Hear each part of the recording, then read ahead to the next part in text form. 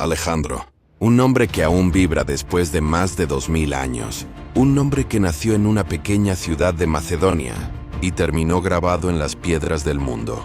Su historia no es la de un hombre, es la de una llama. Una llama que encendió imperios, que cruzó desiertos, que desafió a los dioses.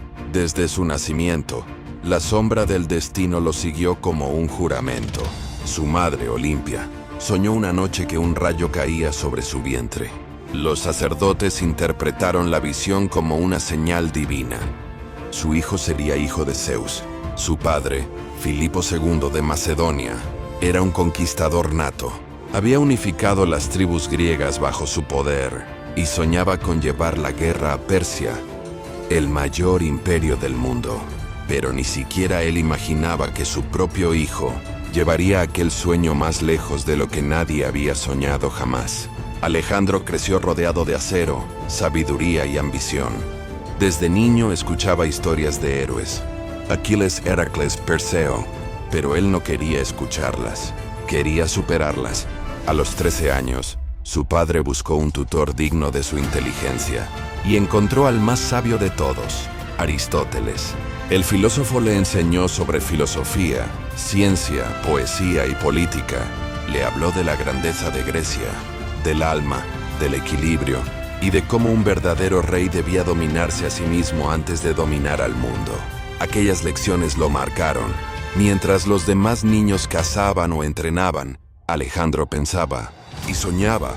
Soñaba con un mundo unido bajo un mismo sol, un mundo sin fronteras, un mundo donde su nombre fuera eterno. A los 16 años ya comandaba un ejército. A los 18 ganó su primera gran batalla. Y a los 20 su padre fue asesinado. En una noche de sangre, el destino cambió de dueño.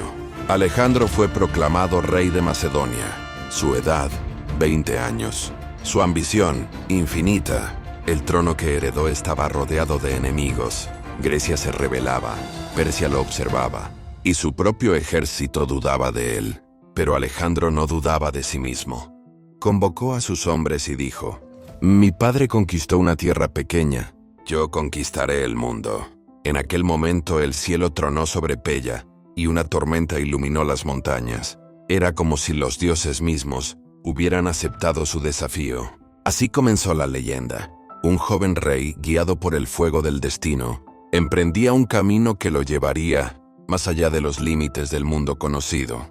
Alejandro no solo quería vencer, quería ser eterno. El trono de Macedonia era un regalo envenenado. Filipo II había dejado un reino poderoso, pero rodeado de enemigos. En cuanto Alejandro fue coronado, las ciudades griegas creyeron que el muchacho sería débil, un niño que no podría mantener el legado de su padre. Atenas y Tebas comenzaron a conspirar. Esparta, como siempre, esperó el momento oportuno para desafiarlo, pero el nuevo rey no esperó. Actuó. Apenas unos meses después de su coronación, marchó con su ejército hacia el sur. Los griegos se sorprendieron al verlo avanzar con tal velocidad y determinación. Su presencia era imponente. Un joven de mirada ardiente, con el cabello dorado, cubierto por una capa roja que recordaba al mismísimo Aquiles. En Tebas, las murallas se alzaban como una promesa de resistencia. El ejército macedonio rodeó la ciudad. Alejandro ofreció perdón si se rendían. Silencio. Entonces ordenó el ataque. La batalla fue brutal. En pocas horas Tebas ardía. Miles de hombres murieron, y las mujeres y niños fueron vendidos como esclavos. Cuando las llamas consumieron la ciudad, Alejandro reunió a los embajadores griegos y les dijo: «Así arderá quien desafíe la paz de Grecia». No volvió a haber rebeliones. Aquel acto de crueldad calculada le aseguró obediencia, pero también respeto, porque no era un bárbaro, era un estratega. Con Grecia sometida, volvió sus ojos hacia el este. Allí, más allá del mar Egeo, se alzaba el imperio persa. Inmenso, rico, antiguo. El rey persa Darío III gobernaba desde Babilonia, rodeado de oro, ejércitos innumerables y un poder que parecía divino. Durante siglos, Persia había sido la pesadilla de los griegos, pero Alejandro no veía un enemigo invencible, veía su destino. Reunió a sus generales Parmenión, el sabio veterano, Hefestión, su amigo más fiel, Ptolomeo Pérdicas Crátero. A todos les habló con voz serena. Mi padre soñó con conquistar Persia. Yo cumpliré ese sueño, no por Macedonia, sino por la gloria eterna.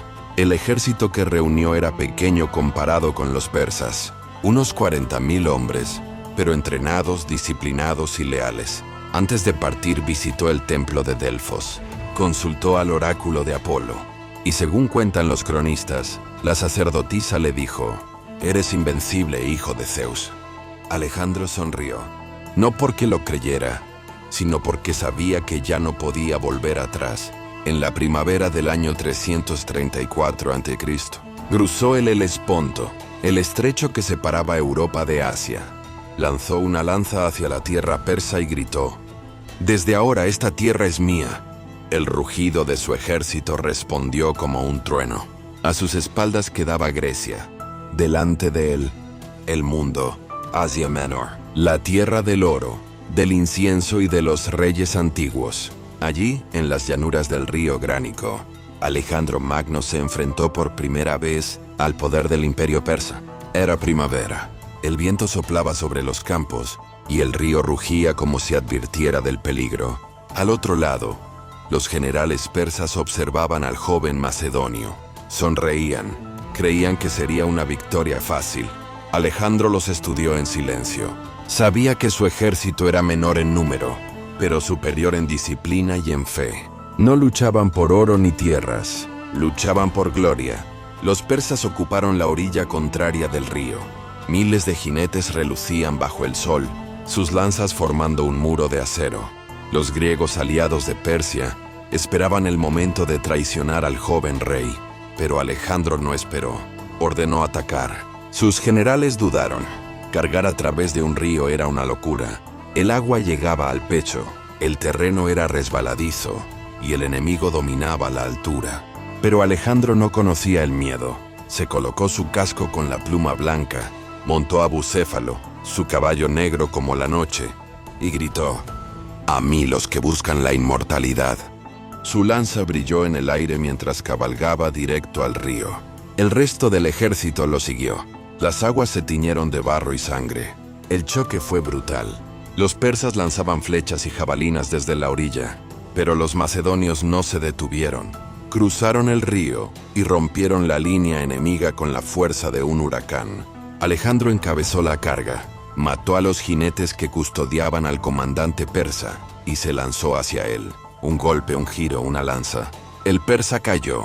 La visión del joven rey luchando en primera línea desató el furor de sus hombres. La falange avanzó como una pared viviente, y en poco tiempo los persas huyeron.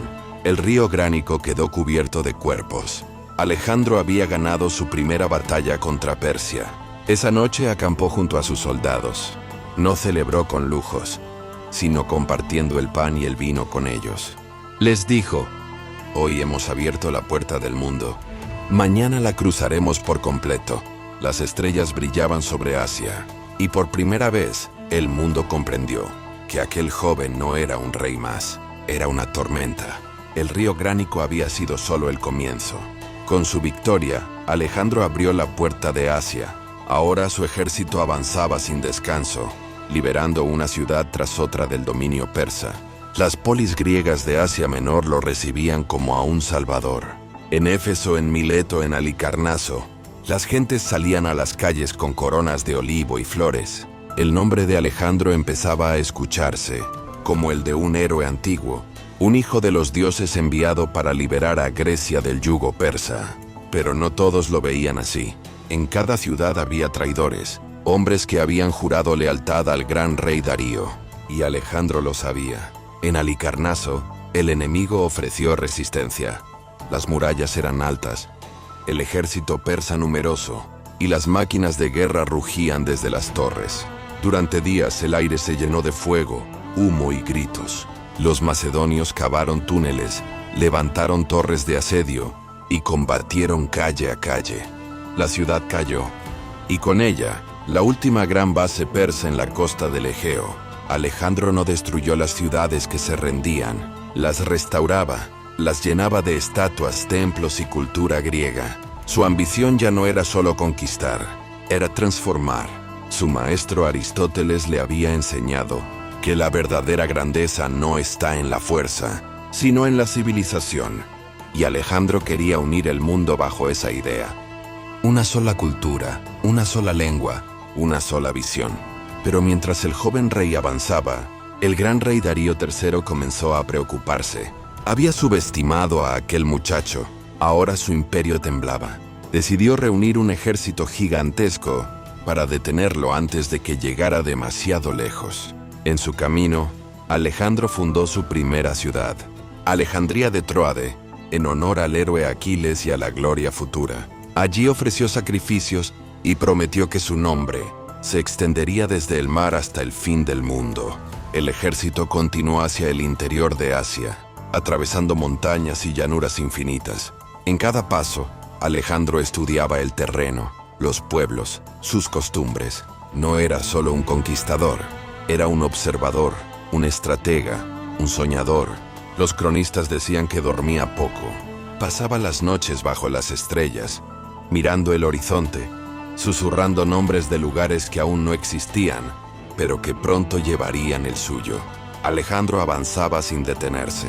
Persia lo esperaba, y con cada ciudad conquistada, su leyenda crecía. El mundo comenzaba a comprender que aquel joven macedonio no había nacido solo para reinar, había nacido para cambiar la historia. El año era 333 a.C. Las montañas de Cilicia se abrían hacia el mar, y el viento del Mediterráneo traía consigo el olor de la tormenta. Alejandro había avanzado más allá de lo que cualquier griego soñó jamás. Pero ahora, frente a él, se levantaba el verdadero poder del mundo, el imperio persa. El gran rey Darío III había reunido un ejército inmenso, decenas de miles de hombres, carros con cuchillas, arqueros, jinetes, esclavos. El suelo temblaba bajo el peso de aquella marea humana. Los consejeros le dijeron que Alejandro era solo un joven imprudente, pero Darío ya no lo creía. Sabía que aquel muchacho de mirada ardiente había destruido cada ejército que se le había puesto delante. El encuentro era inevitable. Ambos ejércitos se vieron frente a frente en una estrecha llanura junto al río Isos. El cielo estaba gris y el aire cargado de electricidad. Alejandro observó el terreno. Era estrecho, limitado por el mar a un lado y las montañas al otro. Perfecto. Los persas no podrían usar su superioridad numérica. Montó a Bucéfalo, tomó su lanza y alzó la mano. El silencio se hizo entre las filas. Miles de hombres esperaban una palabra suya. Entonces gritó: «El que luche hoy conmigo no morirá, porque vivirá para siempre en la historia». Y cargó. La falange macedonia avanzó como un muro de acero. Las lanzas brillaban bajo la lluvia. Los escudos golpeaban al unísono. Los carros persas intentaron romper las líneas, pero los macedonios se apartaban, dejando que se hundieran en el fango. Darío observaba desde su carro dorado. A su alrededor, el caos crecía. Alejandro dirigió la caballería hacia el centro, rompiendo las filas persas con una fuerza inhumana. El joven rey se lanzó directamente hacia el lugar donde sabía que estaba Darío. Su lanza atravesaba soldados. Su caballo rugía entre los gritos. Por un momento, los dos hombres, el conquistador y el emperador, se miraron entre el humo y el polvo. Darío dudó, y en esa duda, perdió su imperio. Volvió las riendas y huyó del campo de batalla. Su ejército al verlo se desmoronó. Decenas de miles cayeron. Los persas huyeron dejando tras de sí sus tesoros, su familia y su dignidad. El silencio tras la batalla fue sepulcral. Alejandro desmontó, miró el campo cubierto de cuerpos y murmuró: «Así cae un imperio». En sus manos ahora no solo estaba la victoria, también el respeto del mundo. Los mensajeros partieron hacia Grecia, hacia Egipto, hacia Babilonia, y todos repetían lo mismo: «El joven Alejandro ha derrotado al gran rey». El hijo de Filipo ya no era un príncipe macedonio, era el amo de Asia. La batalla de Isos había terminado. El rugido del combate se había apagado. y el silencio se extendía sobre el campo cubierto de armaduras rotas y estandartes caídos. El gran rey Darío había huido, pero no todos lo acompañaron. Entre las tiendas reales, los soldados macedonios encontraron a su familia, la madre del rey, su esposa Estatira y sus 2 hijas. Cuando fueron llevadas ante Alejandro, las mujeres creyeron que su destino estaba sellado. Temblaban. Habían oído historias sobre la crueldad de los vencedores, pero el joven rey no se movió como un conquistador, sino como un hombre que comprendía el dolor de los vencidos. Entró en la tienda lentamente, sin escolta, sin espada.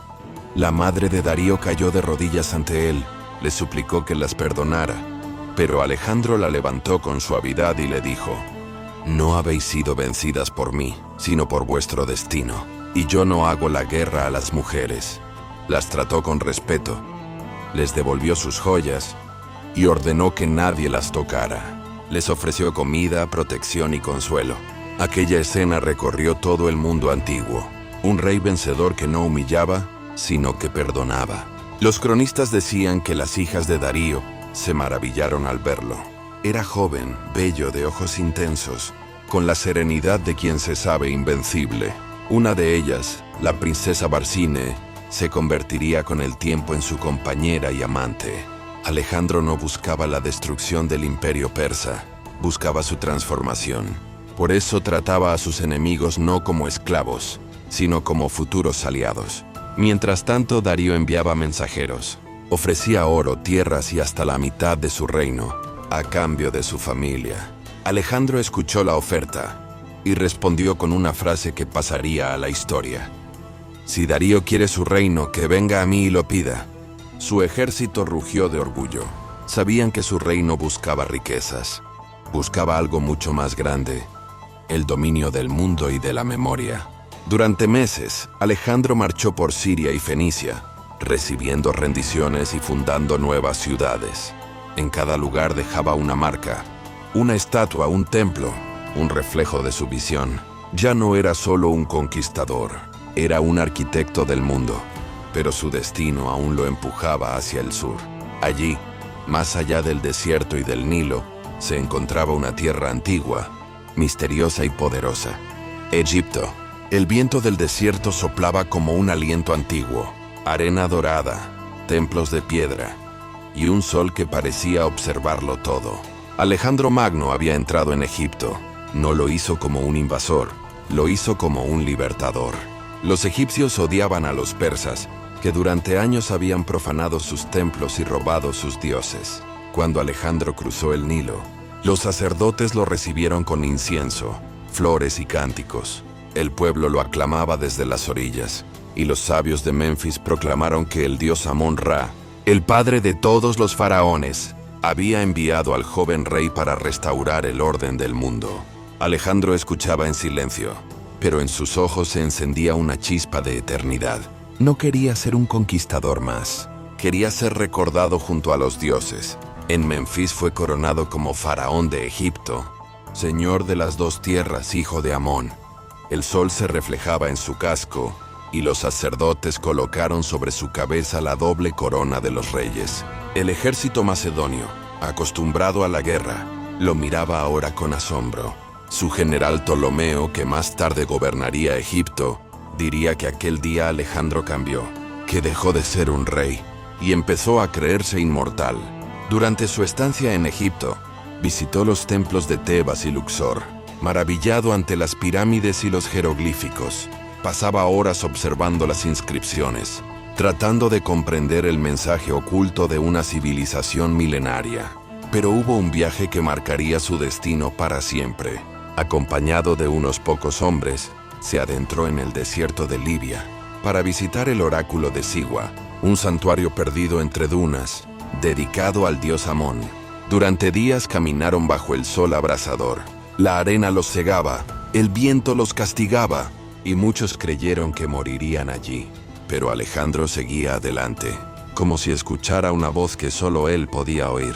Cuando por fin llegó al oráculo, los sacerdotes lo recibieron en silencio. Entró solo. Nadie sabe lo que ocurrió dentro. Solo se dice que al salir, Su rostro había cambiado.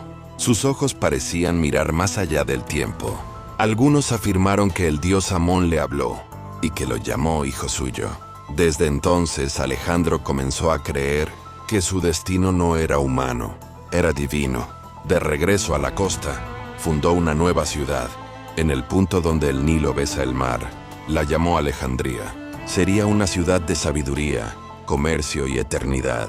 Un lugar donde Oriente y Occidente se unirían para siempre. Alejandría fue su sueño hecho piedra, y aunque aún no lo sabía, esa ciudad sobreviviría mucho más que su imperio. Mientras el sol se ocultaba sobre las arenas de Egipto, Alejandro miró el horizonte y susurró: «Lo que no tenga mi nombre aún no existe». El sol del desierto quedó atrás. Alejandro regresaba a Asia con el brillo de un dios y la determinación de un conquistador. Había sido coronado como faraón. Había fundado Alejandría, y el mundo hablaba ya de él como de un hombre elegido por los dioses. Pero al otro lado del Éufrates, el gran rey Darío III aún respiraba, y su orgullo no le permitía aceptar la derrota. En los palacios de Babilonia y Susa, los mensajeros llevaban su orden: reunir al ejército más grande que el mundo hubiera visto jamás. De las montañas, del desierto, del Indo y del Mar Negro, acudieron jinetes, lanceros, arqueros y mercenarios, más de 200.000 hombres. Darío estaba decidido a borrar el nombre de Alejandro de la historia. Pero el macedonio no temía los números. Sabía que la guerra no se ganaba con multitudes, sino con estrategia. Su ejército era pequeño, apenas 47.000 hombres, pero era una máquina perfecta. Cada soldado conocía su lugar. Cada movimiento era una extensión de su voluntad. Cuando ambos ejércitos se encontraron en las llanuras de Gaugamela, el destino del mundo se detuvo a observar. Era la noche del 30 de septiembre del año 331 a.C. El cielo estaba cubierto de estrellas. Alejandro no durmió. Caminó entre las tiendas, mirando a sus soldados, hablándoles uno por uno, recordándoles que eran libres, que no luchaban por oro ni imperios, sino por la eternidad. Darío, mientras tanto, contemplaba su campamento como un mar de fuego.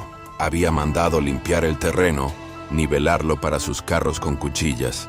Estaba seguro de que aquella vez no habría escape. Al amanecer, el sol se alzó rojo sobre el horizonte. El polvo comenzó a levantarse. El rugido de los tambores persas llenó el aire. Alejandro miró a su ejército. Luego levantó su lanza. Un silencio absoluto recorrió las filas. «Hijos de Macedonia, hoy el destino nos mira. Si vencemos, el mundo será nuestro». La falange avanzó. Los persas lanzaron sus carros. Las cuchillas giraban, desgarrando la tierra. Pero los macedonios se abrían y los dejaban pasar, para luego cerrarse de nuevo como una trampa. Alejandro observó el centro persa. Sabía que allí, entre los estandartes dorados, se encontraba Darío. Esperó el momento perfecto, y entonces, con su caballería de élite, cargó hacia él como un rayo.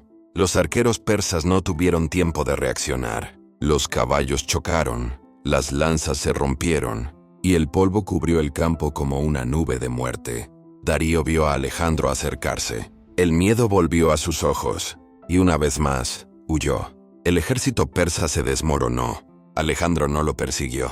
Corrió hacia el campamento real, donde encontró el carro del gran rey, su arco, su corona, y la prueba de que el imperio persa había caído. Esa noche, los macedonios miraron el horizonte en silencio. Alejandro, bajo el cielo de Asia, susurró una frase que quedó grabada en la historia: «No hay más mundos que conquistar». Pero aún quedaban, y su ambición apenas comenzaba. Las puertas de Babilonia se abrieron antes de que los arietes las tocaran.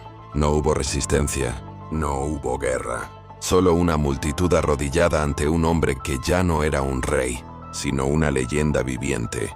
Los sacerdotes lo recibieron con incienso y oro. Los músicos tocaron flautas de plata, y las calles se cubrieron de flores mientras Alejandro entraba montado sobre bucéfalo, con su capa carmesí ondeando bajo el sol. La ciudad parecía infinita. Murallas tan altas como montañas, templos cubiertos de azulejos brillantes, jardines suspendidos que tocaban el cielo. El aire olía a especias, mirra y eternidad. Alejandro se detuvo frente al gran templo de Marduk, el dios supremo de Babilonia. Descendió del caballo y caminó descalzo hacia el altar. Allí ofreció sacrificios y se inclinó ante los sacerdotes. «No vengo a destruir», dijo. «Vengo a aprender». Fue el primer conquistador en la historia que no impuso su fe ni su lengua. Respetó las costumbres de cada pueblo. Y a cambio, todos lo aceptaban como soberano. Los babilonios comenzaron a llamarlo Rey de Reyes. Los sabios lo comparaban con los antiguos dioses. Y los astrólogos aseguraban que las estrellas se movían siguiendo su destino. Durante semanas, Alejandro recorrió los palacios persas. Se maravilló ante los frescos, los jardines y los tesoros. Pero más que el oro, le interesaba el conocimiento. Visitó las bibliotecas, habló con los sabios y quiso aprender todo sobre el cosmos, la medicina y los dioses. Cada noche, escribía sus pensamientos, dibujaba mapas, trazaba rutas hacia tierras desconocidas. Mientras sus generales celebraban banquetes, él estudiaba el mundo, no como un conquistador, sino como alguien que buscaba comprender el orden del universo. En Babilonia, Alejandro comenzó a transformarse. Dejó de ser el rey macedonio. Empezó a vestirse como un persa, a hablar su lengua, a adoptar sus costumbres. Algunos de sus soldados comenzaron a murmurar. Decían que su rey se estaba alejando de ellos, que ya no era el hijo de Filipo, sino un dios que caminaba entre los hombres. Pero Alejandro no escuchaba. Sabía que el poder verdadero no era solo militar, sino espiritual. Y si quería gobernar el mundo, debía hacerlo también desde el alma de los pueblos. Mientras tanto, el gran rey Darío aún vivía. Huía hacia el este, reuniendo los restos de su ejército. Y Alejandro, una vez más, sabía que su destino aún no estaba completo. Babilonia le había dado un trono, pero él quería algo más grande. Quería el mundo entero. El eco de las trompetas aún resonaba en Babilonia. Cuando Alejandro reunió a su ejército, el aire estaba cargado de polvo y de gloria, pero en su mirada había inquietud.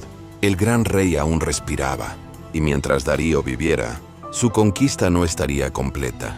Alejandro no soportaba la idea de un enemigo libre. Era más que una guerra, era un símbolo. Debía cerrar el ciclo.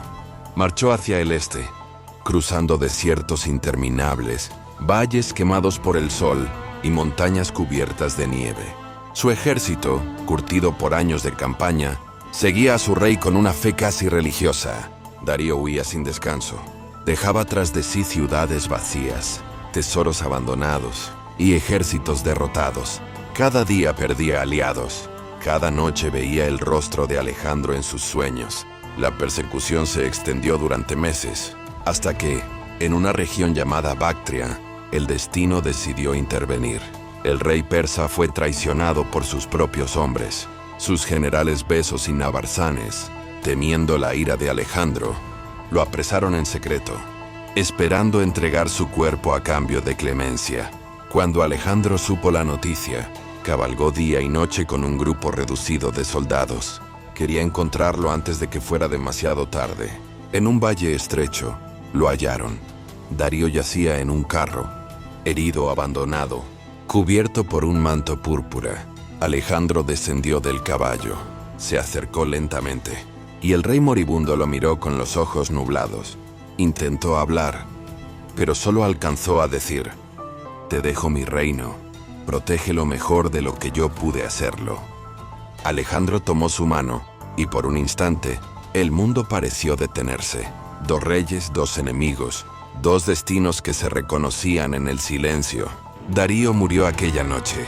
Alejandro ordenó cubrir su cuerpo con honores reales y enviarlo a Persépolis para ser enterrado como un verdadero monarca. Cuando el sol se alzó sobre las montañas, el conquistador contempló el horizonte. Su enemigo había caído. El imperio persa había terminado, pero en su corazón no había alegría, solo un vacío profundo. Había conquistado el mundo conocido, pero su ambición no conocía fronteras. «No busco riquezas ni tierras», dijo a sus hombres. «Busco el límite del poder humano». El ejército lo siguió, una vez más, hacia lo desconocido. Persépolis, la joya del imperio persa, la ciudad del fuego sagrado, donde los reyes eran coronados y los dioses escuchaban las plegarias de los hombres. Alejandro marchó hacia ella como un vendaval. Nada podía detenerlo.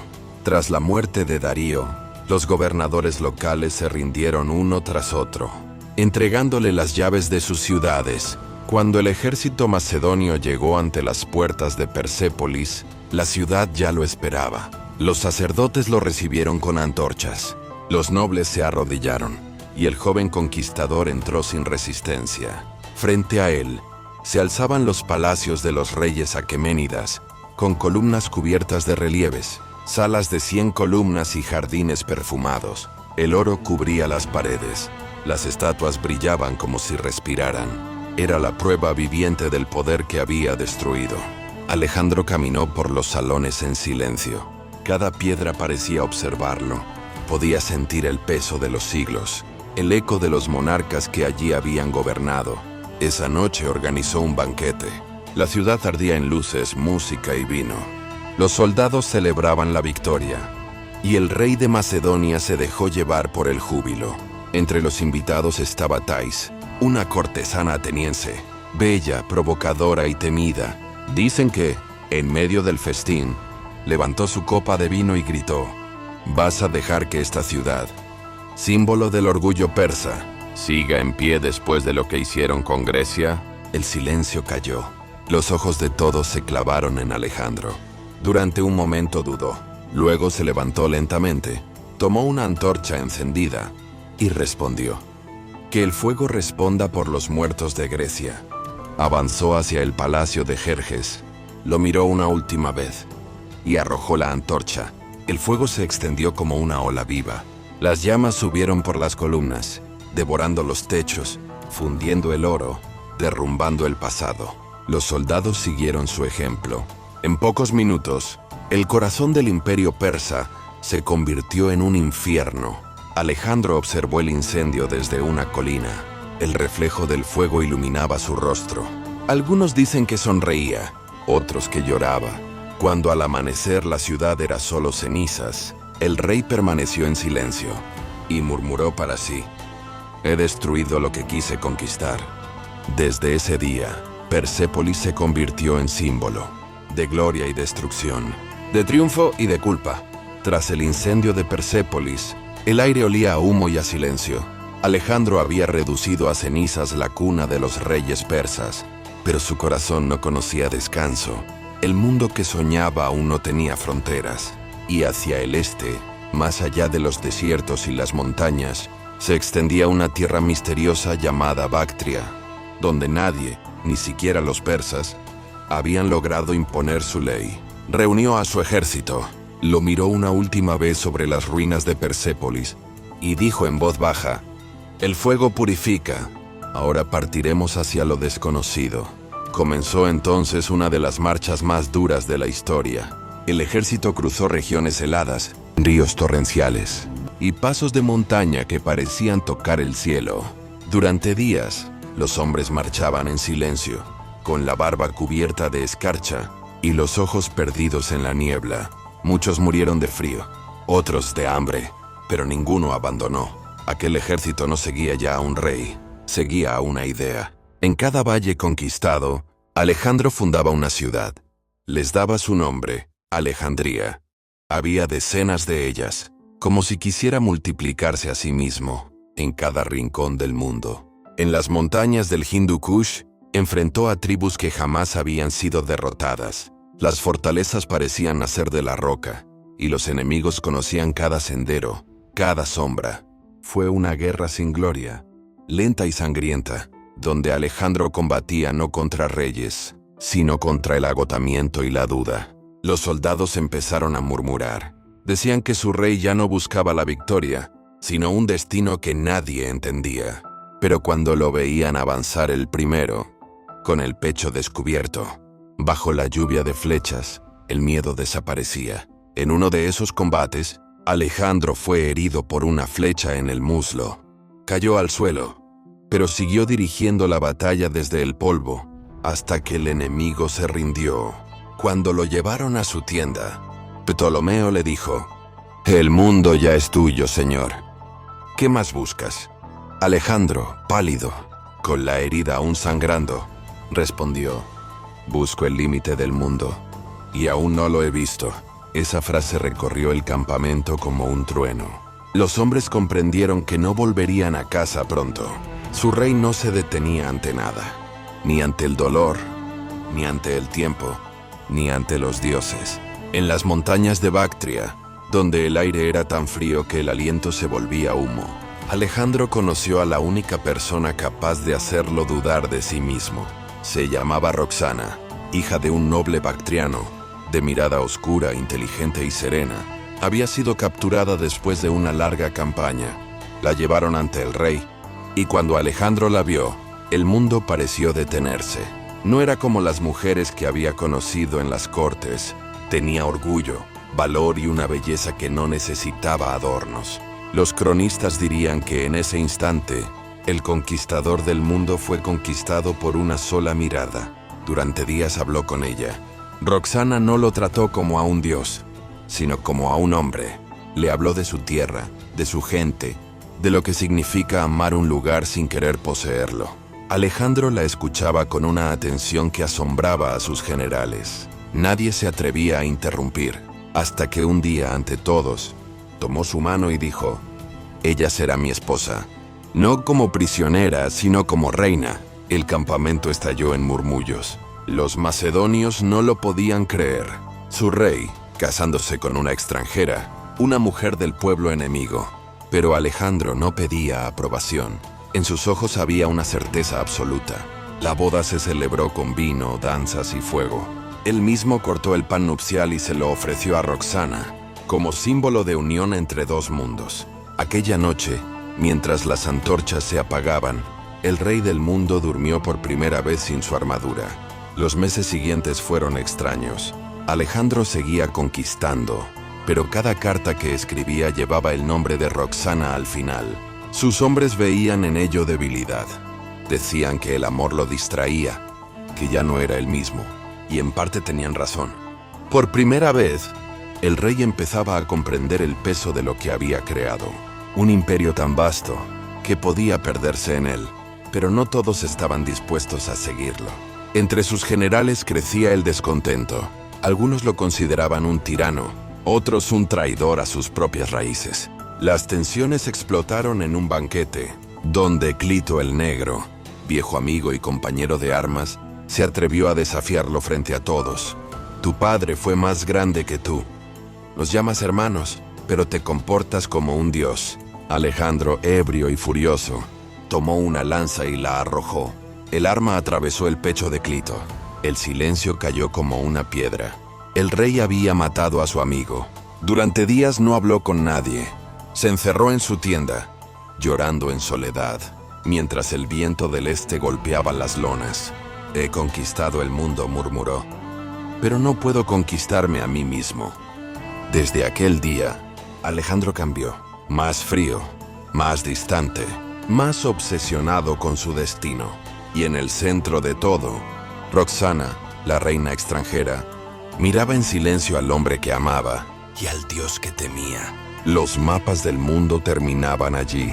Más allá de las montañas del Hindu Kush, solo había un vacío blanco, un espacio donde, según los antiguos, habitaban dragones, monstruos y dioses. Pero Alejandro no creía en los límites, creía en la voluntad, y con esa fe cruzó hacia lo imposible. El viaje fue una prueba para el alma. Durante semanas marcharon bajo lluvias interminables, atravesando selvas y ríos que parecían mares. Los hombres estaban exhaustos. Sus armaduras se oxidaban, sus cuerpos se cubrían de lodo. Algunos murieron devorados por serpientes o fiebres tropicales. Pero cuando al fin salieron de la niebla, vieron un nuevo mundo, una tierra de verdes intensos, de templos cubiertos de oro y elefantes de guerra. Habían llegado a la India. El rey que gobernaba aquellas tierras se llamaba Poros. Era un gigante, alto, poderoso, y montaba un elefante blanco en el campo de batalla. Cuando supo que un extranjero cruzaba sus fronteras, Juró detenerlo con su propio cuerpo. La batalla se libró a orillas del río Hidaspes. La lluvia caía como un diluvio, y el barro tragaba los pies de los soldados. Alejandro observó al enemigo desde su caballo. Por primera vez en su vida, miró a alguien y vio en él su reflejo. Orgullo, valentía, grandeza. Los tambores resonaron. Los elefantes avanzaron como murallas vivas, levantando columnas de agua. Las lanzas macedonias chocaban contra sus colmillos, mientras los jinetes se abrían paso entre rugidos. En medio del caos, Alejandro cargó directamente hacia Poros, el macedonio sobre su caballo, el rey indio sobre su elefante. Ambos se encontraron en el centro del campo, bajo la tormenta. Los cronistas decían que aquel enfrentamiento parecía la lucha de dos dioses. Finalmente Poros cayó herido. Sus hombres se rindieron. El silencio se apoderó del campo. Cuando lo llevaron ante Alejandro, el conquistador le preguntó: ¿cómo desea ser tratado? Poros lo miró con dignidad y respondió: como un rey. Alejandro sonrió y dijo: pídeme algo más porque eso ya lo eres. En lugar de ejecutarlo, lo perdonó y le devolvió su reino. Desde ese día Poros fue su aliado, pero el precio de la victoria fue alto. El ejército estaba al límite. Los hombres querían volver a casa. Habían marchado durante 10 años, visto mares y desiertos, y ahora, frente al río Indo, se negaron a seguir. Los soldados lloraban, gritaban, y Alejandro solo miraba el horizonte. Aún queda más mundo, murmuró, pero nadie quiere seguirme. Por primera vez, el rey del mundo tuvo que rendirse ante su propia humanidad. Ordenó el regreso. Y cuando el ejército dio media vuelta, el sonido de los cascos en el barro fue como un adiós al sueño de lo infinito. El eco de los tambores se desvaneció. La lluvia de la India quedó atrás, y lo que aguardaba ante ellos era una extensión infinita de arena y fuego.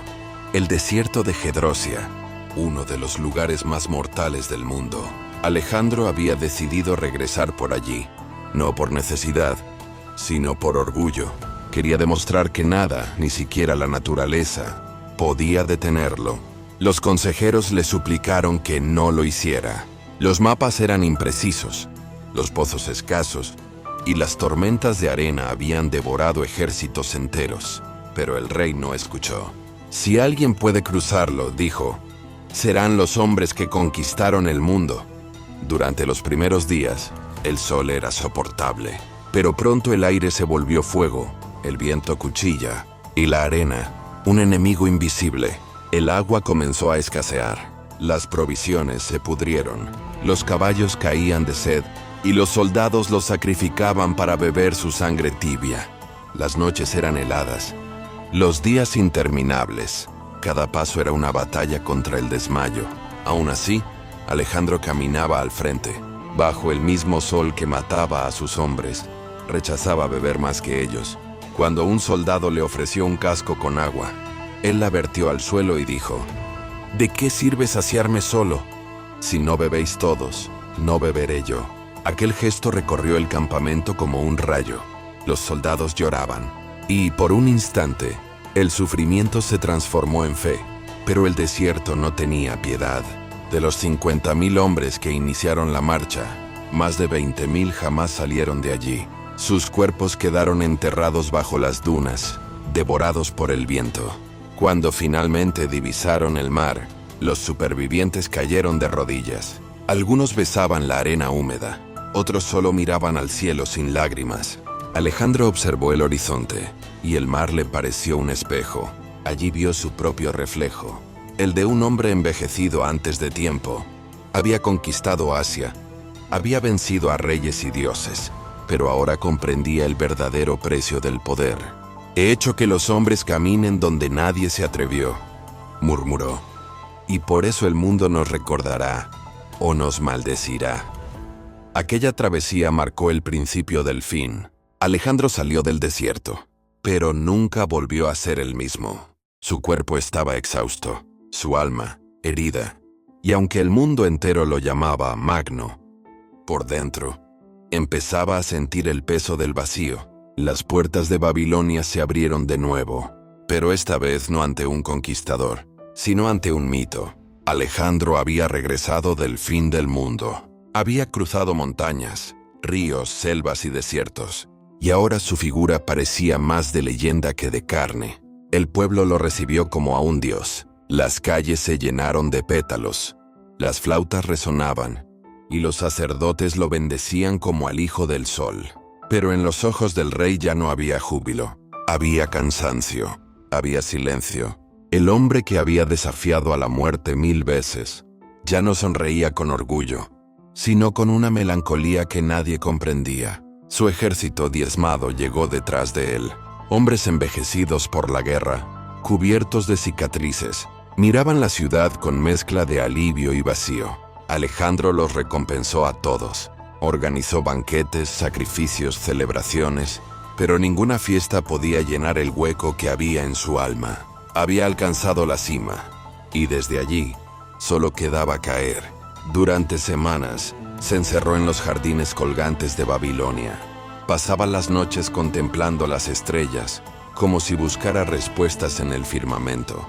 Los sabios decían que hablaba solo, y que murmuraba nombres de reyes antiguos, como si conversara con ellos. Mientras tanto, en su corte crecían las tensiones. Sus generales discutían, las alianzas se rompían, y el ejército macedonio ya no era el mismo. Alejandro intentó unirlos casándolos con mujeres persas. Intentó fundir Oriente y Occidente en un solo pueblo, pero el resentimiento estaba demasiado arraigado.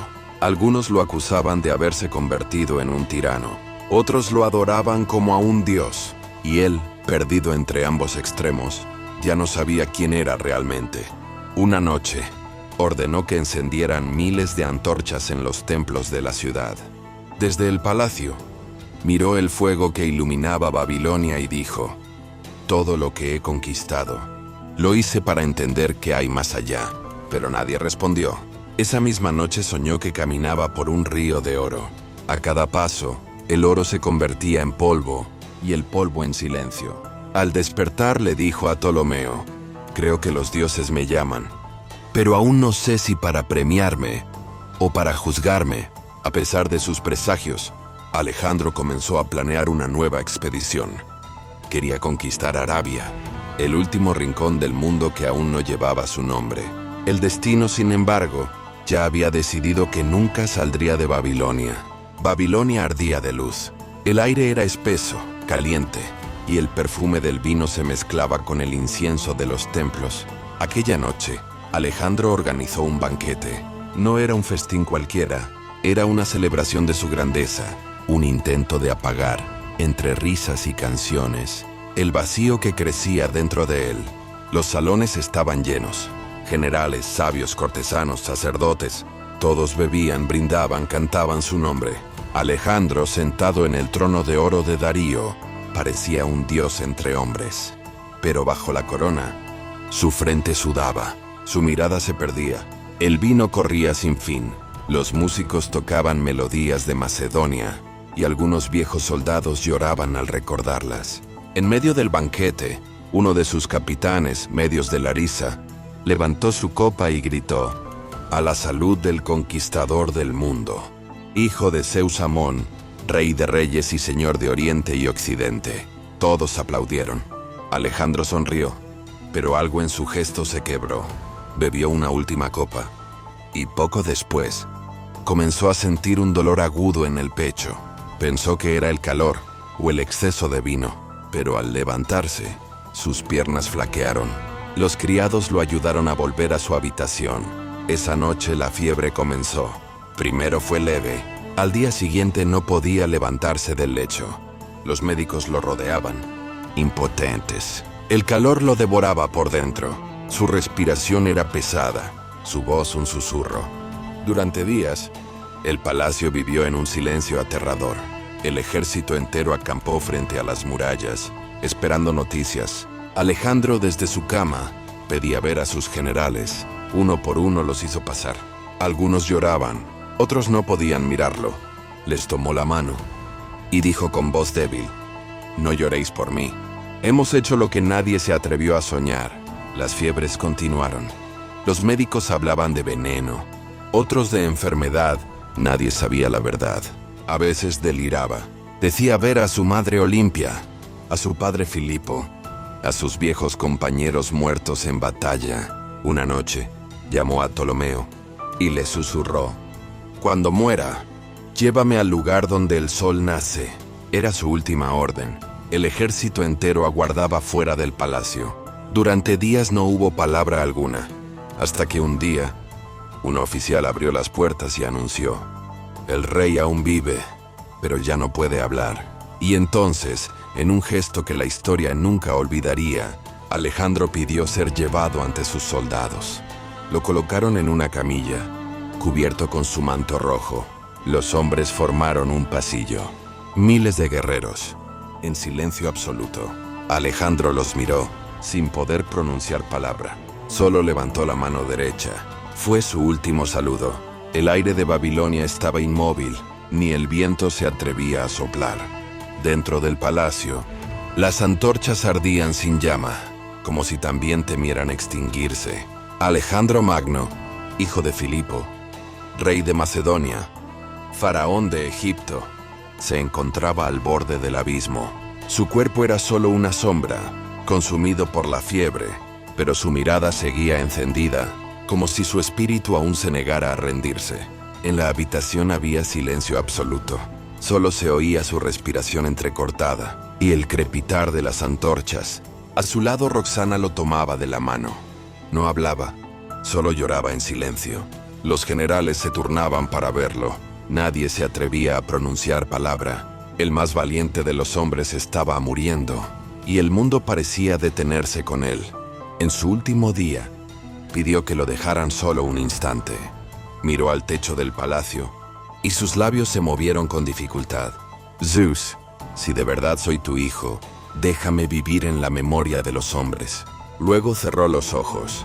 Al atardecer, la ciudad se sumió en un silencio que nadie había oído antes. Los tambores cesaron, las flautas callaron, y el rumor se extendió como un temblor. El rey ha muerto. Tenía solo 32 años. Había conquistado medio mundo, pero la muerte lo reclamó antes de conquistar la eternidad. Durante 2 días, nadie se movió en Babilonia. Los soldados lloraban abiertamente.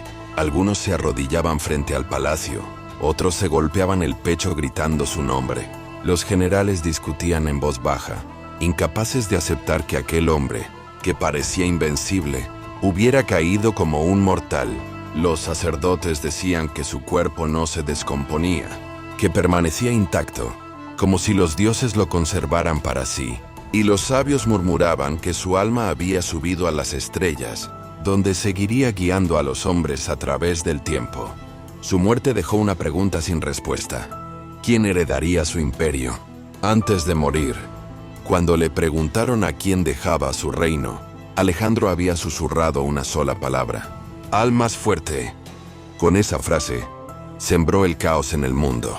Sus generales se mirarían entre sí, y la lucha por su legado comenzaría al día siguiente. Pero en esa noche eterna, en el corazón de Babilonia, solo había silencio. El mundo entero, desde Egipto hasta la India, guardó duelo por un hombre que había querido ser más que rey. Había querido ser eterno. La noticia de su muerte se extendió como un incendio. Desde Babilonia hasta el Mediterráneo, los mensajeros corrían llevando una sola frase: «Alejandro ha muerto». El mundo se detuvo. Los templos cerraron sus puertas, las ciudades apagaron sus antorchas, y los hombres que habían seguido su estandarte se miraban sin saber qué hacer, porque sin él no quedaba nadie que pudiera gobernar el mundo. Durante días, su cuerpo permaneció en el palacio de Babilonia. Los sacerdotes lo ungieron con aceites sagrados, lo vistieron con la túnica blanca de los reyes de Asia y colocaron sobre su cabeza la diadema de oro. El olor del incienso llenaba el aire. Los soldados desfilaban frente a él en silencio, formando una procesión que duró 2 días y 2 noches. Dicen que su cuerpo no mostraba señales de corrupción, que su piel seguía intacta, que su expresión era serena, como si aún durmiera. Muchos lo tomaron como prueba de su divinidad, otros como una señal de que su espíritu no había abandonado del todo este mundo. Pero el imperio no podía esperar. Y pronto, los hombres más cercanos al rey comenzaron a enfrentarse entre sí. Ptolomeo, Seleuco, Casandro, Antígono. Todos querían una parte del legado.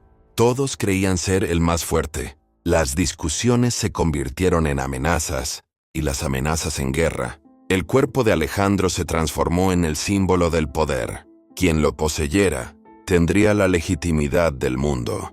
Los embalsamadores lo colocaron dentro de un sarcófago de oro, protegido por un féretro de cristal. El plan era llevarlo a Macedonia, a la tumba de su padre Filipo. Pero en el camino, Ptolomeo, uno de sus generales más astutos, se adelantó con un ejército y capturó el cortejo fúnebre.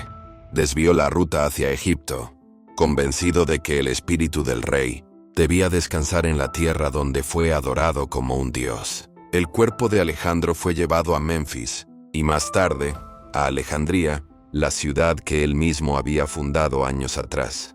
Allí, entre templos y columnas de mármol, fue depositado en una tumba de cristal y oro, iluminada por antorchas eternas. Los peregrinos de todo el mundo acudían para verlo. Los emperadores romanos viajarían siglos después, solo para contemplar su rostro inmóvil. Y sin embargo, el imperio que había creado se desmoronó. En pocos años, sus generales dividieron su obra en pedazos. Cada uno fundó su propio reino, y el sueño de unidad desapareció como humo en el viento. Pero su nombre sobrevivió. En cada ciudad, en cada estatua, en cada historia contada junto al fuego, Alejandro seguía vivo. Los sabios decían que ningún hombre había caminado tan lejos del lugar donde nació, y que ninguno, por más poder que tuviera, logró escapar de su sombra.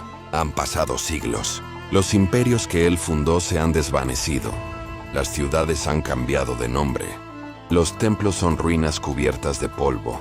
Y sin embargo, el nombre de Alejandro Magno sigue vivo. Los historiadores lo llaman el conquistador más grande. Los filósofos, el soñador imposible. Los poetas, el hijo de los dioses. Pero ¿quién fue realmente? Fue el joven que a los 20 años heredó un trono pequeño y a los 30 gobernaba el mundo. Fue el alumno de Aristóteles que aprendió que la mente puede ser tan poderosa como la espada. Fue el general que jamás perdió una batalla y fue el hombre que al final murió solo, buscando algo que no sabía nombrar. Su imperio desapareció, pero su visión perduró. Las ciudades que fundó, Alejandría, Antioquía, Seleucia, se convirtieron en centros del conocimiento. Gracias a él, el mundo griego y el oriental se mezclaron por primera vez. Las ideas, las lenguas, las religiones y las ciencias cruzaron fronteras. El universo se hizo más pequeño y el pensamiento más grande. Incluso Roma, siglos después, copiaría su modelo. Los emperadores lo estudiaban, lo admiraban y soñaban con igualarlo. Nadie lo logró. Cada vez que un conquistador ha querido dominar el mundo, ha tenido que enfrentarse primero a la sombra de Alejandro. Su tumba, perdida hace siglos, sigue siendo uno de los mayores misterios de la historia. Nadie sabe dónde descansa.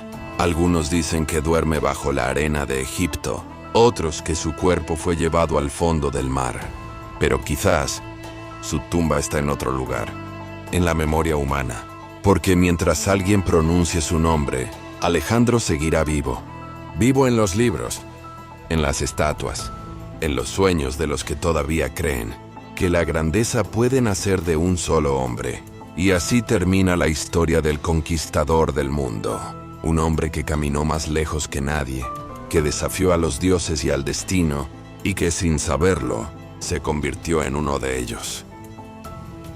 Cuando ya no haya más tierras por conquistar, dijo Alejandro, buscaré conquistar el alma humana. Y quizá eso fue lo que realmente logró.